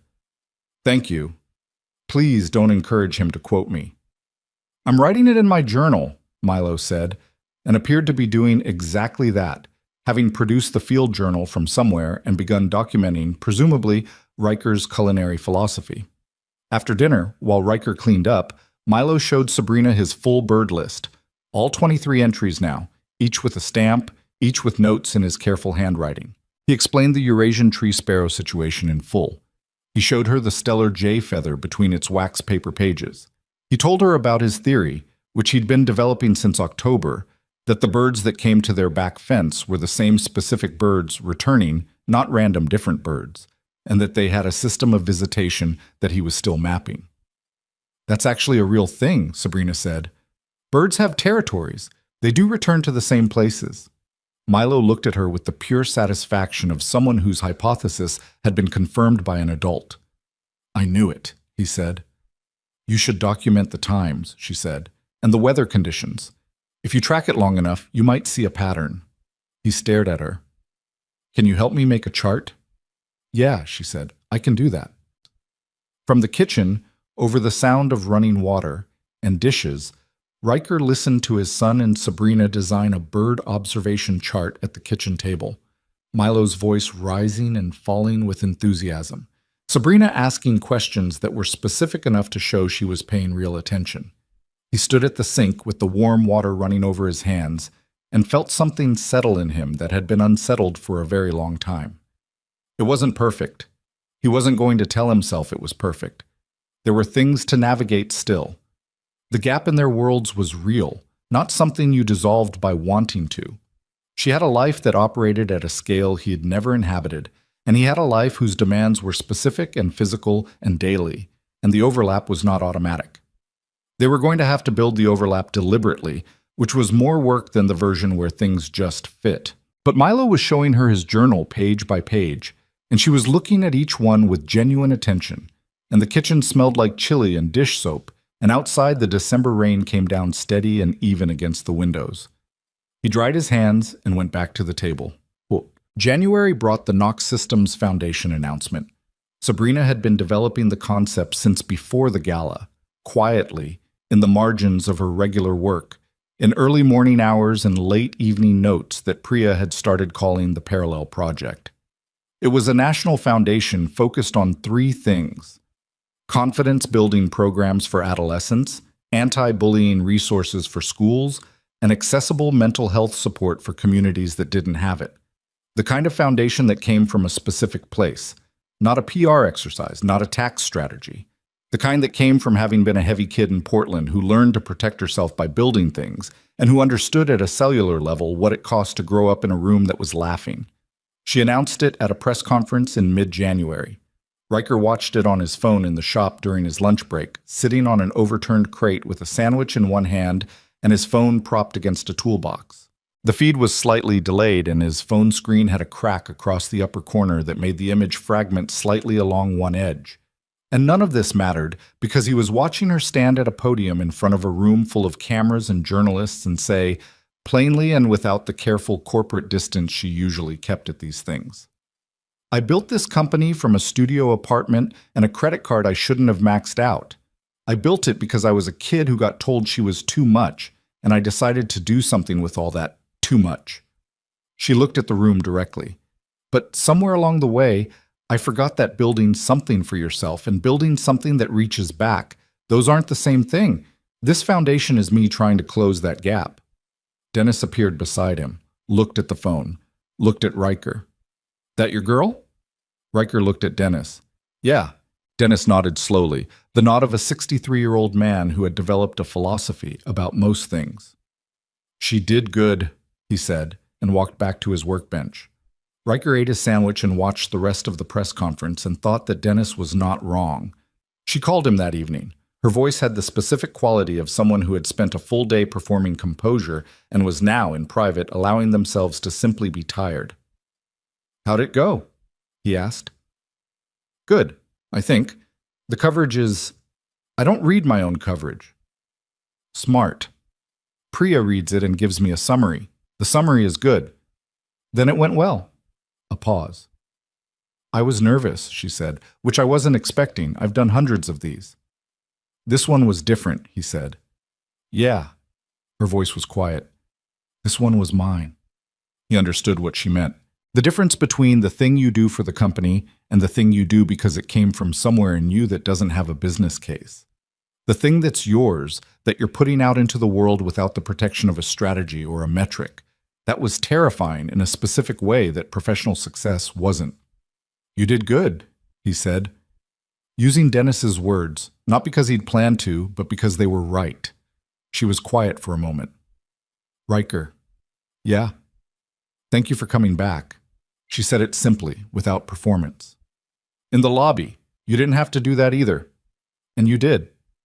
He thought about the ballroom steps, about the cab ride, about Milo on the couch with his shoulder pressed against his arm, and the nature documentary, and the blue-footed booby really trying. "Yeah, well," he said, "I had some good advice." "From who?" "7-year-old I know, very perceptive kid." She made a sound that was almost a laugh. "I owe him a bird chart. He's been asking about it. Tell him Saturday. He'll hold you to that." "I know," she said. "I'm counting on it." Spring arrived the way Seattle springs arrived. Not dramatically, not with a clear date of transition, but gradually, incrementally, the light shifting by minutes each day until one morning you stepped outside and realized the quality of the air had changed. February became March. The days lengthened. Milo's bird observation chart had 16 weeks of data, and he had, in fact, identified a pattern. 3 specific birds that returned to the back fence with a consistency that bordered on reliable, which he'd marked on the chart with a system of colored dots that Sabrina had suggested and that had evolved well beyond her original proposal into something that looked like genuine field research methodology.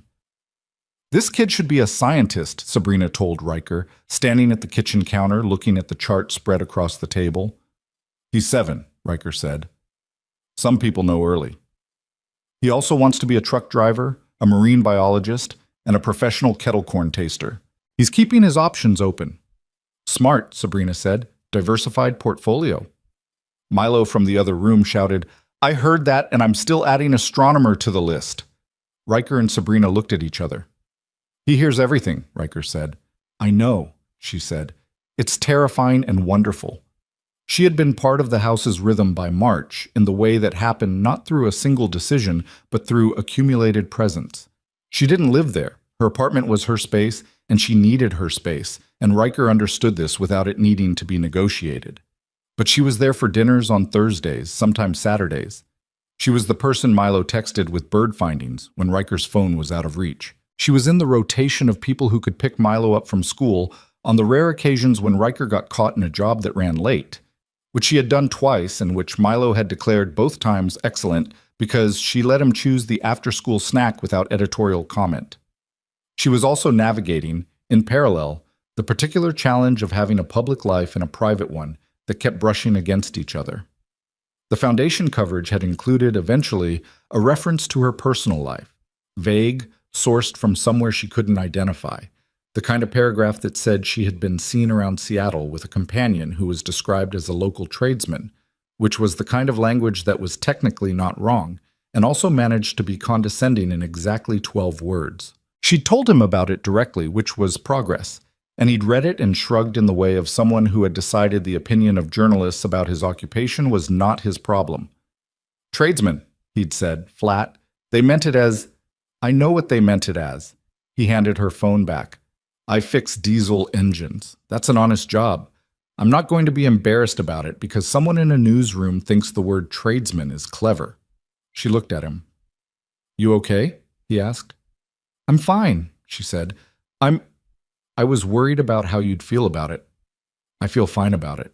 He picked up his coffee. Do you feel fine about it? She thought about that. I feel fine about what we are, she said.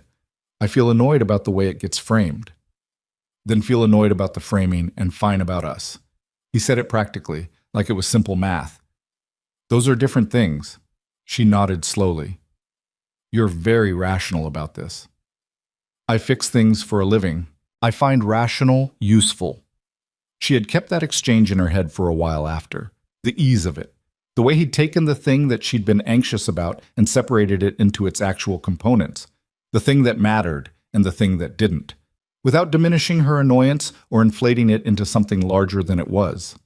That was a skill, she'd come to understand. Not a natural quality exactly, but something he developed through the same process he'd developed all his skills.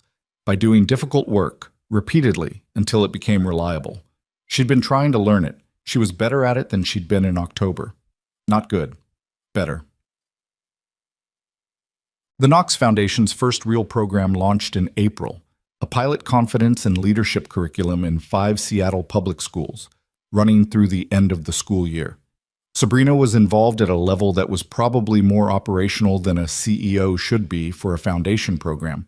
But she'd never been good at delegated distance for things she actually cared about. She visited 2 of the schools in the first week. The second school was Milo's. This was not planned. She'd known his school was in the pilot group, it was in the right district, met the criteria, had an enthusiastic vice principal who'd responded to the outreach email within 4 hours. She hadn't flagged it to Riker because it hadn't occurred to her to see it as a conflict, and also, honestly, because she'd wanted to see it. She was in the gymnasium with the program coordinator watching 8-year-olds practice a presentation exercise when she heard a familiar voice from across the room. That's Sabrina. She looked up. Milo was standing at the gymnasium door with his class, in a line, wearing his slightly too large rain jacket with the Audubon Society patch, pointing at her with the directional certainty of someone identifying a rare bird. His teacher looked uncertain. You know her? Yes, Milo said with complete confidence. She helps me track birds. Sabrina raised a hand. Milo raised a hand back. His teacher spent the rest of the visit slightly off balance, trying to recalibrate the relationship between the woman from the foundation and the boy in the third row who kept adding details to the official presentation with his own supplementary commentary. On the drive back to the office, Sabrina sat in the back of the car and did something she didn't do often. She called her mother. They talked for 20 minutes, which was longer than their calls usually ran. She told her about the foundation, about the schools. She mentioned, not as a main topic, but woven in, Riker and Milo.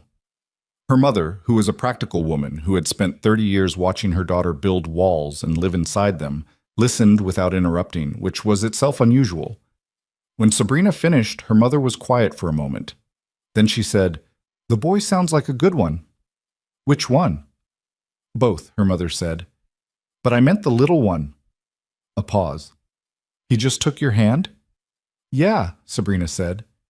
"Kids know," her mother said. Not profoundly, just stating it the way you stated things that were simply true. Sabrina looked out the window at the April city, the first real color after months of gray, the trees along 2nd Avenue budding in pale green, the kind of morning that made Seattle look like it had been saving this for months and was finally ready to spend it. "Mom," she said. "Yeah, I think I'm happy." Her mother was quiet for a second, then, "I know, I can hear it." Another pause. "Don't mess it up." "Working on it," Sabrina said. "Good girl," her mother said, which was not something Sabrina needed to hear at 30 years old, and also was, in that moment, exactly what she needed to hear. The Summer Festival was Sabrina's Foundation's largest fundraising event, a one-day outdoor festival in Volunteer Park, sponsored by Knox Systems, free admission, built around community and family programming. Food vendors, live music, children's activities, a resource fair with mental health and youth services organizations. It had been in planning since February. Priya had managed the logistics with the focused intensity of someone who treated event planning as a military operation. Sabrina had been involved in approximately every decision, from the vendor selection to the stage layout to the color of the banners, which Priya said was too much involvement and Sabrina said was appropriate involvement, and the banners turned out well, so the point was technically unresolved. It was a Saturday in late July. Seattle gave them a perfect day, the kind of day the city held in reserve for occasions when it needed to prove it deserved to exist. Blue sky, warm without being hot, the lake visible from the high point of the park, shining flat and bright in the afternoon light. By noon, several thousand people had come through. By 2 o'clock, it was the largest event the foundation had put on. Riker was there, not as a guest, not as a companion, but as something more integrated than either. He'd been helping with the community project component since March, a partnership with 2 local vocational programs that the foundation had funded, one of which was a diesel and fleet mechanics training program for young adults aging out of foster care.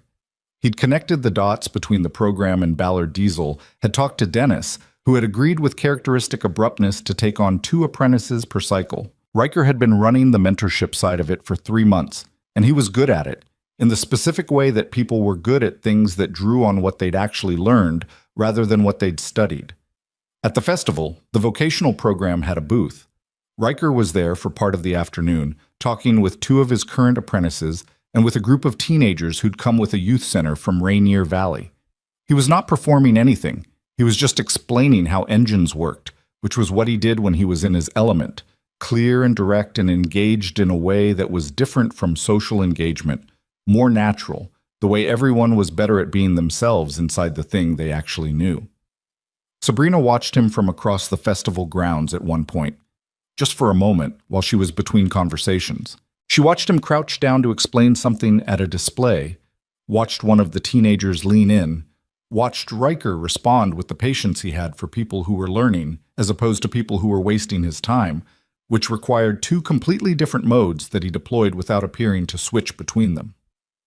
She thought about the coffee shop in October, the man with the canvas jacket and the grease-stained fingers who'd sat down across from her without a plan, just because he thought it was the right thing to do. She thought about everything that had happened since, the Tuesdays and the lunches and the gala steps and the lobby and the dinner and the bird charts and the chili and the long, honest conversations in the kitchen. The imperfect, difficult, genuine accumulation of 2 people deciding to be real with each other. She thought about what she knew now that she hadn't known in October, that being seen was not the same thing as being known. That being known required you to be knowable, which required you to stop managing your own presentation 24 hours a day. She hadn't been able to do that for anyone in 6 years. She'd built a company that was extraordinary and a life that was sealed, and she told herself the sealed life was the cost of the extraordinary company, which was a story that was easier than the truth. The truth was simpler. The truth was that she'd been afraid, and fear was a very good architect, and the house it had built for her was beautiful and completely empty. Not anymore. Not since a mechanic sat down.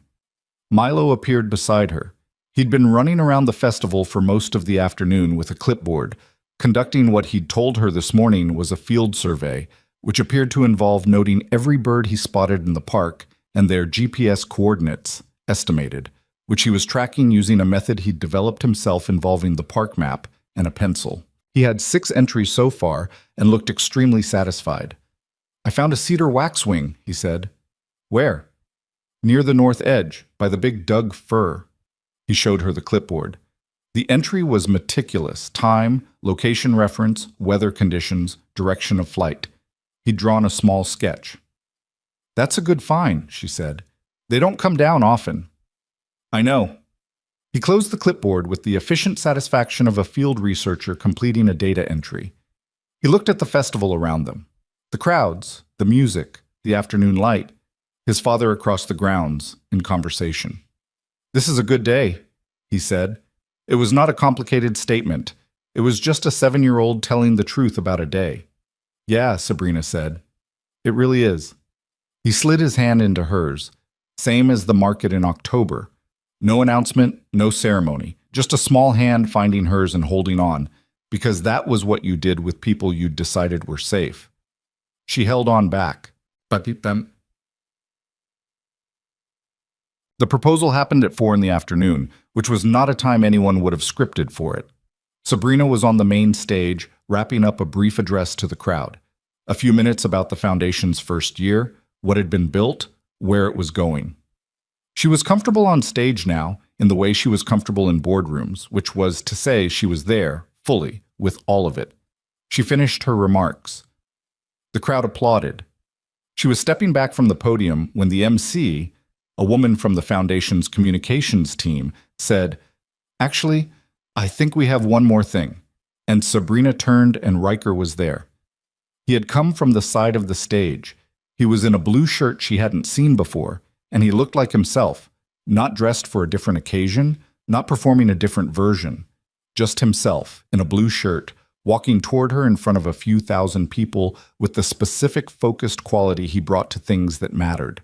She understood what was happening about 2 seconds before it happened. Her hand went to her mouth. He stopped in front of her. He didn't have a speech prepared. She would find out later that he'd thought about a speech and decided against it, because he didn't do things he didn't mean, and he wasn't going to manufacture words for the sake of the occasion. He was going to say the real thing. Milo had walked onto the stage behind him, holding a small bunch of sunflowers that were slightly lopsided in the way flowers were when a child carried them. And he stood just behind his father's shoulder with the air of someone who had been let in on this plan and had been extremely serious about maintaining operational secrecy. Riker looked at her. "I defended you because you deserved it," he said. His voice was steady, carrying to the crowd without him trying to make it carry, just the natural projection of someone who was used to being heard over engines. "I stayed because you made me happy, and I came back—" A brief pause, just a breath, just a moment of a man feeling the weight of what he was saying. "I came back because I love you." He reached into his jacket pocket. He got down on one knee. The crowd was completely still. She was already crying before he finished, not the composed kind, the kind that arrived before you could manage it, because the feeling was faster than the defense, and for once in her life the defense had shown up too late, and she was glad. "Sabrina Knox," he said, looking up at her. "You are the most complicated, careful, occasionally infuriating, genuinely remarkable person I have ever sat across a table from." Something moved in his face. Not quite a smile, something more real than a smile. "Will you marry me?" She said yes. Not after a pause, not after collecting herself. She said it immediately, completely, the way she made the decisions she was most certain about, without hesitation and without looking for the angle. "Yes," she said. "Obviously, yes." He stood up and she stepped forward and they were together in the way that was not graceful or cinematic but was entirely real. His arms around her, her face against his shoulder, the slight awkward bump of the ring box still in his hand. The crowd responded with the full, warm, uncomplicated noise of people who had witnessed something true and were glad for it. Milo stepped forward with his sunflowers. Sabrina pulled back from Riker enough to look at the boy. His face was doing approximately 17 things at once, proud, delighted, trying very hard to look calm about it, failing completely at looking calm about it. She took the sunflowers. "You knew," she said. "For 2 weeks," he said. "It was very hard not to tell you. I almost told you 4 times. What stopped you?" He considered this seriously. "I wrote it in my journal," he said. "Instead." That helped. She looked at him, this boy who had taken her hand at the market and stamped bird shapes in a field journal and tracked cedar waxwings at GPS coordinates estimated with a pencil, this boy who had shown her the interview and who had held his father accountable with the guileless precision of someone who loved without strategy. She crouched down in front of him. "Hey," she said. "Can I ask you something?" He nodded. "Is this okay? With you?" He looked at her with his direct, unhurried eyes. The eyes that saw things and filed them and understood more than they were supposed to at this age. Then he said very simply, "I wanted this before you did." She laughed. She couldn't help it. It broke out of her completely, the genuine kind, and Riker above her made a sound that was also a laugh, and Milo looked satisfied in the way of someone who had delivered the correct answer to an important question. She wrapped her arms around him, sunflowers and all. He hugged her back with both arms, the full committed hug of a child who didn't do things halfway. "Now we're finally a real team," he said into her shoulder. She held on. Here is what the story is, underneath all of it. It is a story about 2 people who were both, in their different ways, hiding. Not from each other specifically, from the thing that kept happening when they let people get close. The recalibration. The moment when the person in front of you stops seeing you and starts seeing the version of you that's useful to them. Riker had experienced this in a marriage that failed quietly, in the specific way that quiet failures are sometimes worse than loud ones. Sabrina had experienced it every time the number entered the conversation. They had each independently built structures to prevent it from happening again. Good structures, solid construction, nothing obviously wrong with them, except that the structures also kept out everything else. This is the thing nobody tells you about self-protection, because it is not a comfortable thing to say. The wall that keeps the bad things out is the same wall. It does not distinguish. It keeps out the person who will use you and the person who will love you with equal efficiency, because it is a wall and not an intelligence, and walls do not have judgment. Taking it down is terrifying. It requires you to believe without guarantees that the person on the other side is actually who they appear to be. You cannot know this for certain. You can only decide to trust it and accept the risk, and the risk is real, and some people get it wrong, and the only alternative is the sealed house, which is safe and empty. Riker chose the risk first, at a table in a coffee shop when he sat down across from a stranger because it was the right thing to do, without expectation of return.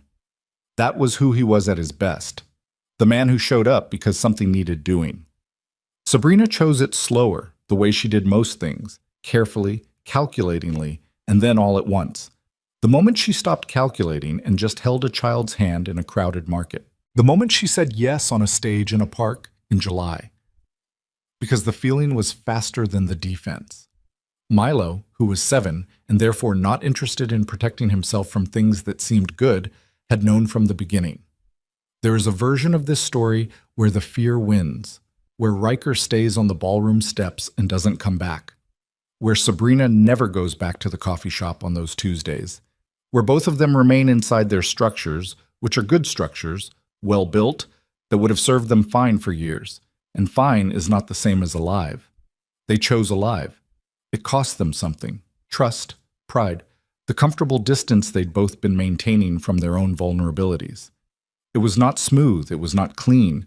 There were conversations that were hard, and silences that were long, and moments when both of them wanted to retreat to the safer version of themselves. But there was also chilly on a December night, and a boy with a field journal and a stellar jay feather between pages of wax paper.